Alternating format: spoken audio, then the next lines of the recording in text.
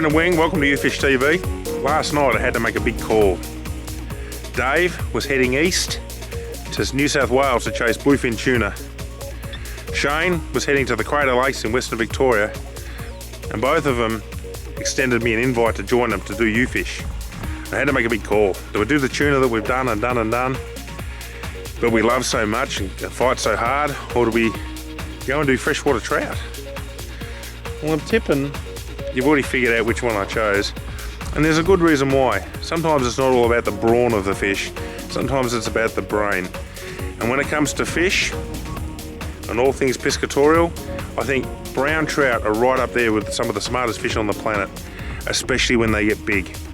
And that is very alluring to me. And not only are they smart, but they're very beautiful and very acrobatic. So Shane has dragged us down here to Lake Purrumbete to go try and showcase the big browns that run in winter. And the goal today is to get fish in the 4 to 6 pound class. Anything over that is a super bonus. And hopefully get some aerials and have a close look at these beautiful, beautiful fish. And we've had to go all the very small 1%ers to even have a crack at these fish today. Because like I said, they're really smart, 10 out of 10 smart, brim smart. So let the show begin.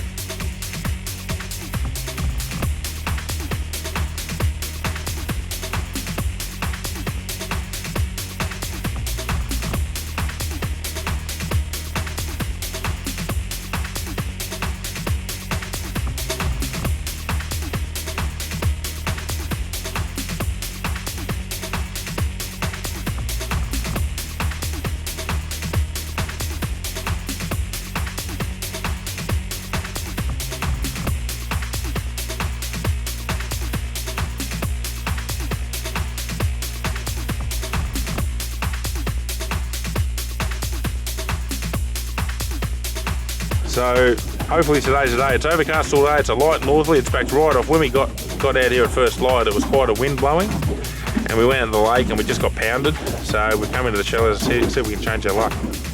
And we're going to drift back down through the shallows there. It's only about 5 or 6 foot of water with broken sandy, shaly bottom and weed banks. It's absolutely beautiful in there. Through here we've got patches of sandy bottom, rubble, and there's patches of weed. Quite large weed banks. And what I'm trying to do is spread my casts around and target each patch of weed, pull the lure through the weed and see whether there's a trout hanging by that weed waiting to strike. They're an ambush predator, just like most other fish. They will cruise around looking for food, but other times too they'll hang close to that weed on a weed edge or a weed bank, just waiting for a bait fish to come past. Alright, so what I'm doing here is firing out a cast. We're in really shallow water at the moment, crystal clear water. So I'm firing out a cast, and the trick here is there's intermittent weed beds here, and we know that the trout are hanging in those weed beds. So what we're trying to do here is, and as you can see I've picked up a bit of weed there, get the cast out, but as soon as it hits the water you need to close that bail arm over and start your retrieval straight away. Keep that lure up high above the top of those weed beds. Allow slight pauses and twitches just to let it sort of sit over the top of that weed bank, and as it comes across the trout will shoot out of the weed and have a crack at the lure. Just going to quickly show you what we're using today. This rod is called a TSR 862. It's a Loomis. It is probably one of the finest, most popular rods in Australia for brimming and trout. TSR means a trout spin rod. There you go. So it's the right rod, and it has, look at these guides on it. They're called a recoil guide. Very primitive to look at, but very smooth and good for casting distance. And the idea is obviously low tangles. It has a big flex in it, so if wind knots go through, which we shouldn't get anyway, they tend not to hook up. I'm using a Sustain 1000. Now you also notice that I'm twitching it quite a fair bit. I'm putting a lot of action on this lure, and the idea again behind that is I don't think trout necessarily like a pause in a lure. If that lure stops, a lot of the time they'll prop behind it and realise that it's maybe not what they're exactly after, and they'll turn off and they won't strike the lure. But by keeping it twitching and moving, we're trying to elicit a reaction bite. So they see it quickly and they decide I'm going to hit that. If you pause that lure, that's when I find that the trout will often turn off, move away from the lure and forget about having a go at it. We don't want them to think, is that what you're saying? Yeah, exactly what I'm saying. You don't want them to think about it, you want them to strike out of reaction.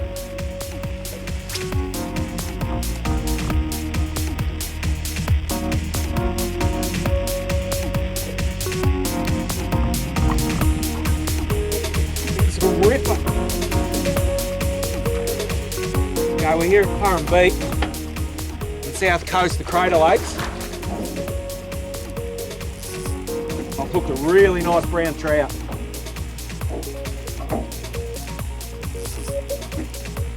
He's a lovely fish. Just got to take it pretty slow because I'm on a very light leader here. And the idea behind that was the water's really clear at the moment. So the light leader means that it's not as visual in the water. He's a very nice fish. Oh. Whoa! That was a huge fish. Staying close into that weed bed too, and if he works it out, he might try and nuzzle himself in there to free himself. It's a good fish.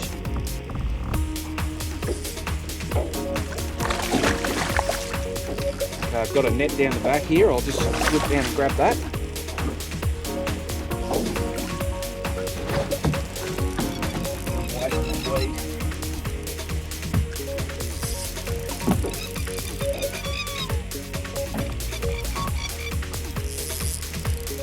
Not ready yet. Winning move coming in there, old boy. Was a winning move. Oh, you're in trouble. Here he is. Oh, you better go for a walk, mate. You're in big trouble. Not me, old boy. Not me. Work out if he runs along this weed edge now. He's in it. Pushing into the weed. Yeah. Doing everything he can to spit that hook. Oh, he's going to get up. You were getting poodles, my friend. If you had a net, you could put him in it. I've got to get to him. And I'm not helping you. I know. Walk him out of that side. That's a cracking trout. It is a very nice trout. Oh, he's in the lead. He's not. It's just Oh, he's got me around the motor. You're joking. No, he's not. Got him out. Got him out. Get the rod. Weed.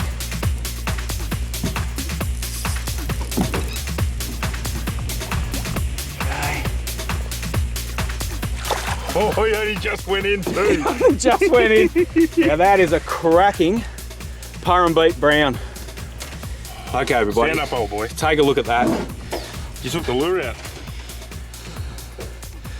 That is a beautiful Purrumbete brown trout. Lovely colours in him, lovely spots. They're just a beautiful fish. That is a mountain of a fish, mate. He's quite dark in colour, and I imagine that's probably very much indicative of the weed beds that he's sitting on here. They're a sort of a dark greeny colour, and he hasn't got much lightness about his tummy. He's really dark in colour. Oh, wow. We've come down here specifically to target these fish. It's the middle of winter, it's freezing cold. Wing drove down last night to meet me. I had a little fish at it yesterday, I had a follow by a very large fish, but this has really paid off today. Very happy with that fella. And a nice hook jaw on him. Yeah. They get that hook jaw when they become much bigger fish. This is a put and take fishery, so it's stocked. They don't breed in here. All right, so that's like a very shallow draft. She will run at about a foot under the water because of that little bib on the front there. And basically twitch it along and get it wobbling, and they find it irresistible. So it's only in about a metre of water here, mate. Yeah, it's only very shallow. You can see the bottom the whole time. Water is crystal clear, just absolutely crystal clear. And hence, like I mentioned before, that's the reason we've switched down to light leader. We didn't get any strikes over there or follows, and the lighter leader seems to have paid off when we've come over here. All right, beautiful. We're going to get him going. Okay, so we've had him in the net for a little while. We've showed you the lure that we used, etc. We put him in the net just to swim him, get some oxygen going, some water going through his gills, and get him re-oxygenated so that we can release him in good condition. Brendan's talked about the lure, as we said, so we're just going to get him back going now. See that jaw moving? It means he's ready to get in there, and he'll swim away, no worries at all. I'll just give him a bit of backwards and forwards, just to get that water pushing through the gills again. I can feel him, he wants to go. Okay, he's ready to go. See him starting to kick. Out to the surface, mate, across to the deep there. Okay, and there he goes. Magic.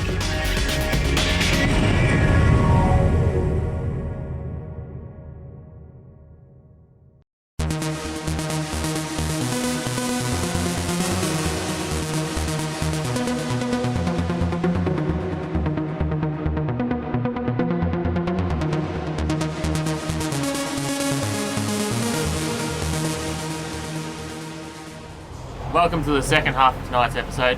You've already seen Shane and Brendan chasing big trout in Lake Purrumbete. Greg and I have come up to the south coast of New South Wales and we're chasing bluefin tuna. Brendan's sort of a bit old and we didn't really want him complaining because the fish are a long way out and it's rough, so we just sort of took off. They can have fun with their little trout. We're going to go catch our wicked tuna. Let's do it, Greg.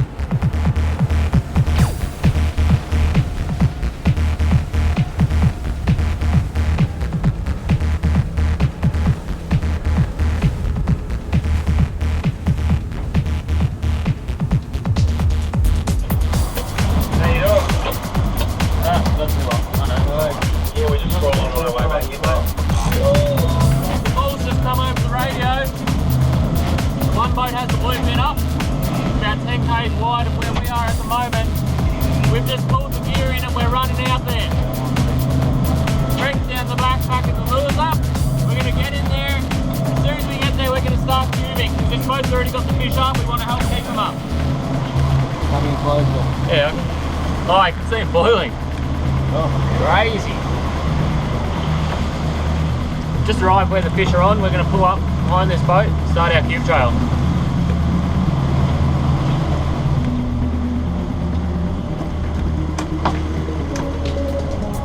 That alright there? Camp, the old channel camp, rooster man. Good shit. Is anyone else joining us? Keep the fish around us. Talking about it.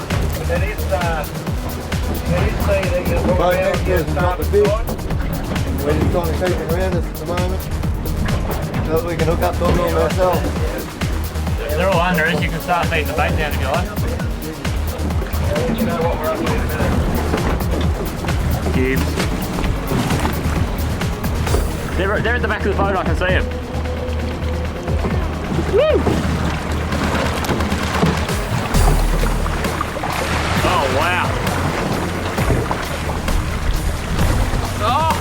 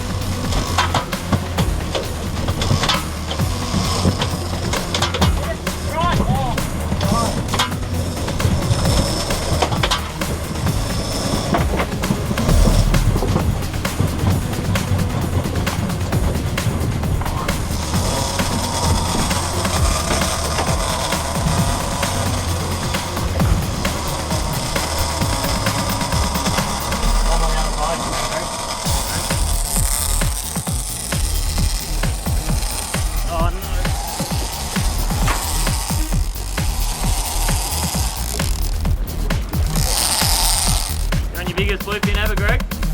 Yep.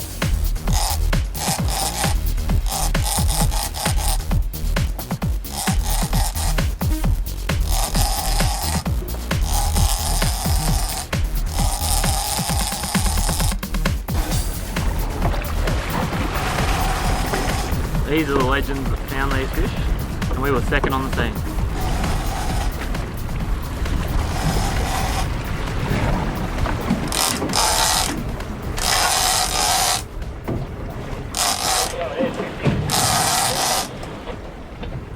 Deep colour. You keeping this one? A double fish. See how big he is.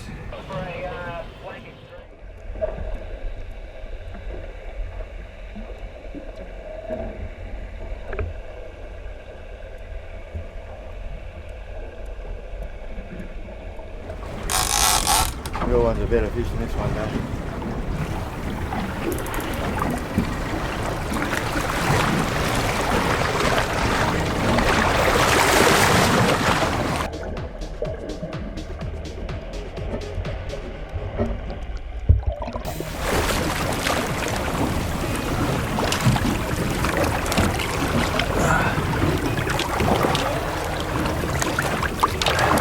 See you later, Mr. Tuna.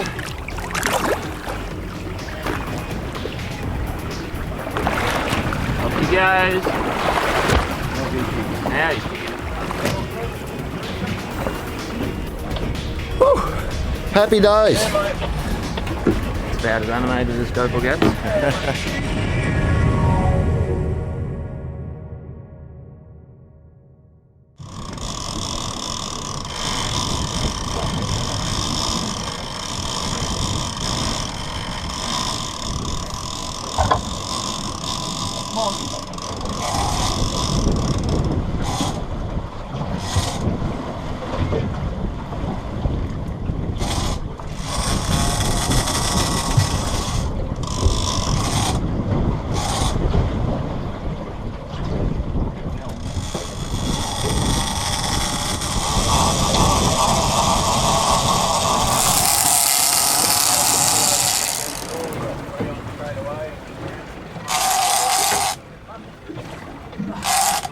So anyway, today we find ourselves very wide off Eden, New South Wales.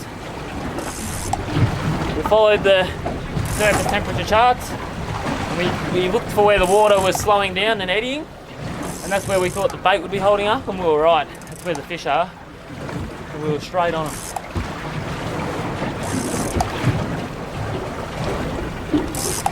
The awesome thing about it up here is everyone's working together. As soon as someone finds fish on the troll and has them up behind the boat, they put the coordinates on the radio and everyone comes in.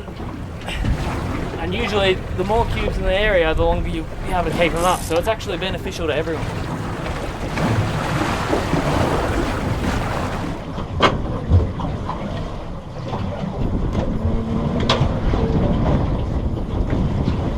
Yeah, you better just repeat those marks, guys.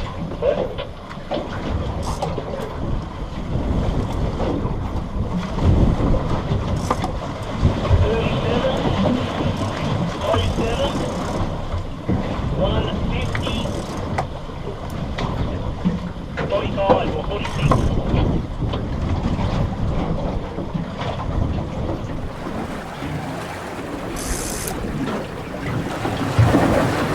Give me some stick.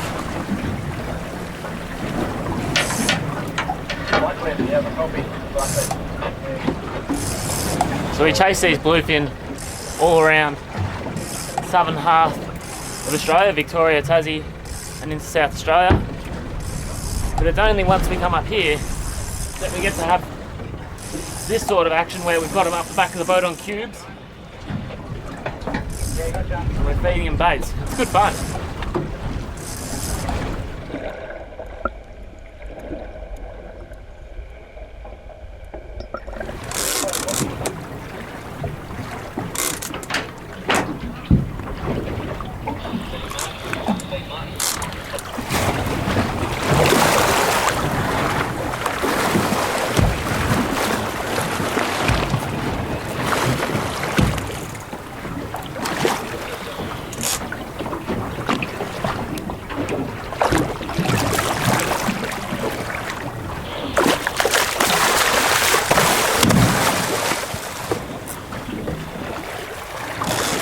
Yeah, GoPro, high 20s, 30, work.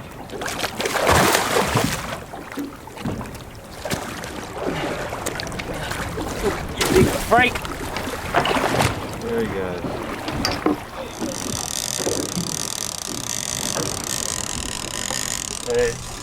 There's any amount of fish on the sounder there. They're about 30 metres down. How far? 30 metres. So Greg's just lowering a filter down.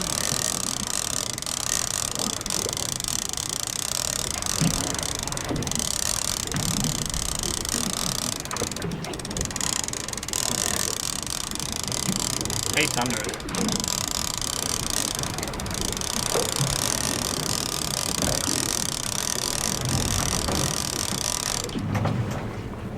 Oh, he's on.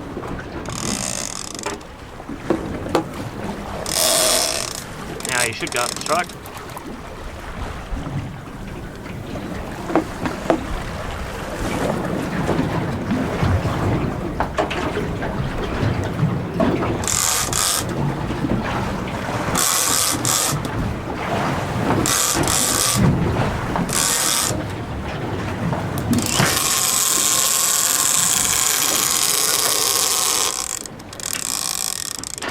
figured that was going to happen.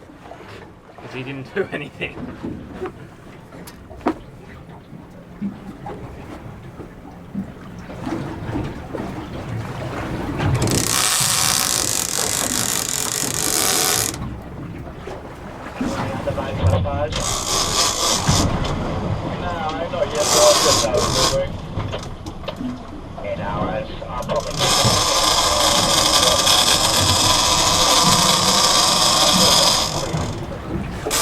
I reckon this is your biggest bluefin ever. I think this one might be. It's giving me some stick. Watch the side of the boat. Watch the side of the boat.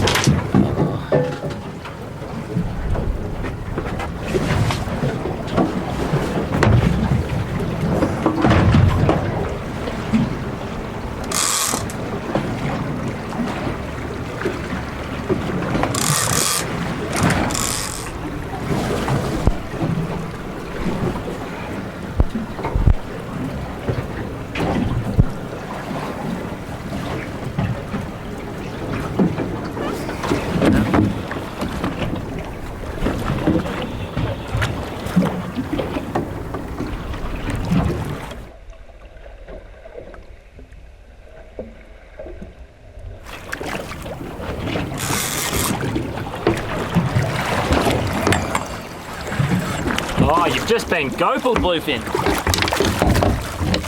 Just been gophled.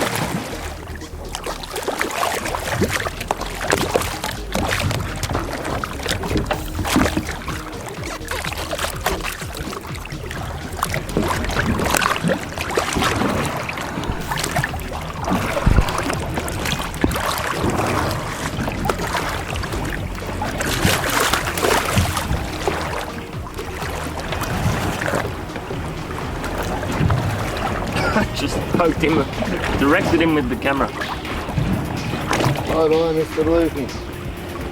I'm happy. Oh, You're always freaking out. I'm knackered.